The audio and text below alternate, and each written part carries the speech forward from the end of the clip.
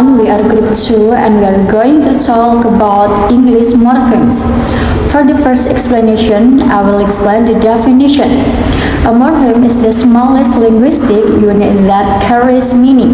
In other words, a morpheme is a combination of sound and meaning that cannot be divided any further. According to Fromkin and Rothman, a morpheme can be sound, one syllable, or even more than one syllable. So, here are some examples. The word boy consists of only one morpheme. The word books consists of two morphemes, book and the suffix as. The verb under development has three morphemes. Under development. The longer the word, usually the more morphemes it has. Now, let's take a look at the classification. In general, morphemes are divided into two free morphemes and bound morphemes. 1. Free morphemes are morphemes that can stand alone as words. Example, house, red, right. Free morphemes are divided into two types. So, one contain words which carry well meaning as noun, verbs, adjective, and adverbs. Function words which serve grammatical purposes such as articles, pronouns, preposition, and conjunctions. 2. Bound morphemes are morphemes that cannot stand alone and must attach to other morphemes. Example, as, in, this. Bound morphemes are also divided into two types. Derivational affixes, which change the meaning or the word class. Example, happy, happiness. Inflectional affixes, which only change the form of a word without changing its word class. Example, book, books, play, played. To make it clear, let's try some exercise from the practice words. 1. Compassionately consists of compassion plus aid plus lead. So, three morphemes. Number 2. Chronologically consists of chrono plus log, equal, lead. So, four morphemes. Number 3. Underdeveloped consists of under plus develop plus ed, so three morphemes. That's a short explanation about morphemes, along with some example. For the next explanation, it will be continued by my friend. Hello guys, I'm excited to share with you one of the most powerful tools in English, which are the prefixes. By the end of this video, you will understand how just a tiny addition to the front of a word can completely change a meaning. First things first, what exactly is a prefix? So, a prefix is a small group of letters that you attach to the beginning of certain words to change its meaning.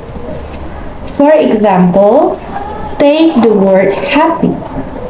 If I add the prefix "un" to it, I get unhappy, which means I'm not happy. It's like flipping a switch from positive to negative. Pretty cool, right? So let me show you some of the most common prefixes and what they do. So first we have the no theme like on, non, this, in, ill, and ear. For example, unhappy means not happy. Non-living means not living. Distrust means not to trust. Indirect means not direct. Second, we have time travelers. Pre means before. For example, pre-war means before a war. Post means after. For example, post-war, after a war. To make it easier to remember, I'll give you guys a simple tips. So, pre is like a preview. You see it before the object. For example, movie. Post is like a post on social media. It comes after you write it. Third, we have the opinion group. Anti means opposing. For example, anti-war means opposing war. Pro means favoring. For example, pro-war means favoring war. Fourth, we have location and amount. Inter means between.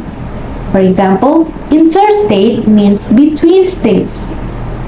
Hyper means excessive.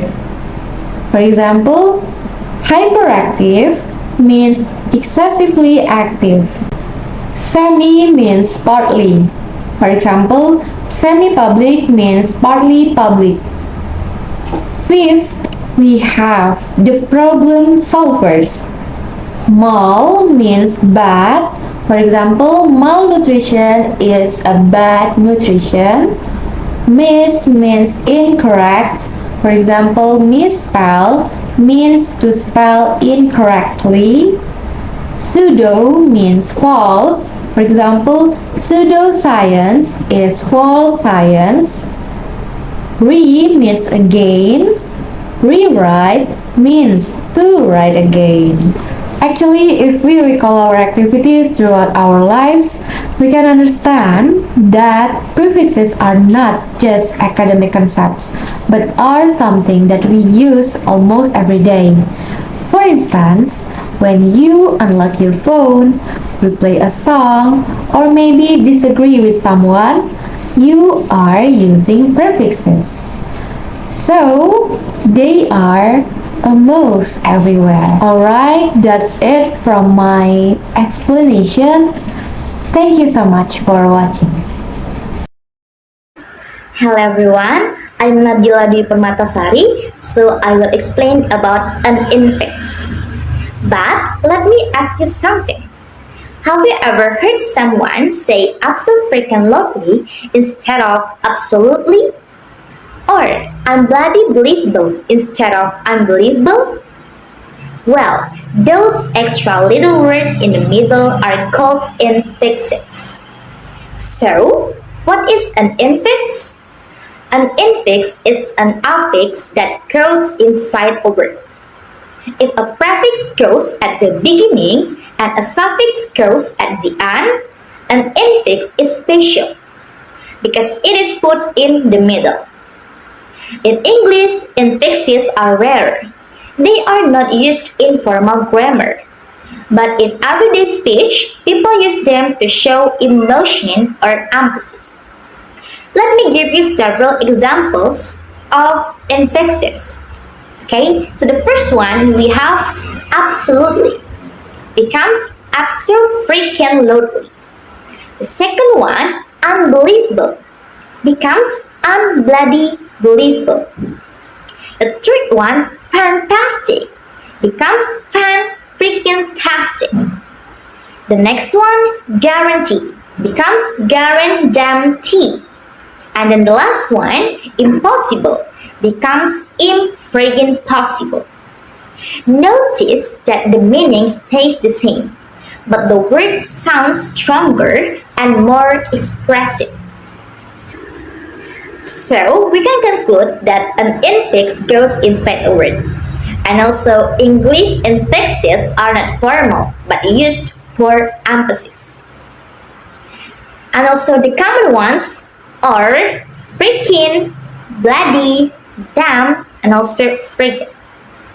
So they make our speech sound more emotional and fun. Okay, that's all about infixes in English. Thanks for listening, and I hope you enjoyed the examples. I will explain about suffixes. A suffix is a group of letters that we add to the end of a word. This changes its meaning or how it works in a sentence. There are two main types of suffixes. First, derivational suffixes and inflectional suffixes. Derivational suffixes. These suffixes make a new word with different meaning or even a different word class. For example, teach becomes teacher, which changes from a verb to a noun. Happy becomes happiness, which changes from an adjective to a noun. And beauty becomes beautiful, which changes from a noun to an adjective. The second one is inflectional suffixes. These suffixes don't create a new word. Instead, they change the form of the same word, such as tense, plural, or comparison. For example, cat becomes cats to show plural. Walk becomes walk to show past tense. Tall becomes taller for comparison and tallest for superlative. So, inflectional suffixes adjust the word but don't change its basic meaning. Now, let's take a look to some common suffixes in English. The first one is noun suffixes. As in teacher, which means a person who teaches. Ness, as in happiness, which means the state of being happy. And shin, as in information, which means the act, process, or result. Next is adjective suffixes. Full, as in hopeful, which means full of hope. Last, as in hopeless, which means without hope. Os, as in dangerous, which means full of danger. Next, verb suffixes. Ice, as in modernize, which means to make modern. And, as in strengthen, which means to make strong. And the last one is adverb suffixes. Li, as in quickly, which means in a quick way. Hello everyone, I will explain about circumfixes in morphology. A circumfix is a special affix made of two parts. One goes at the beginning of a word and the other goes at the end at the same time, because both parts must appear together. It is also called a discontinuous morpheme. In English, there are no true circumfixes, but in Chickasaw, a Native American language, we can find them.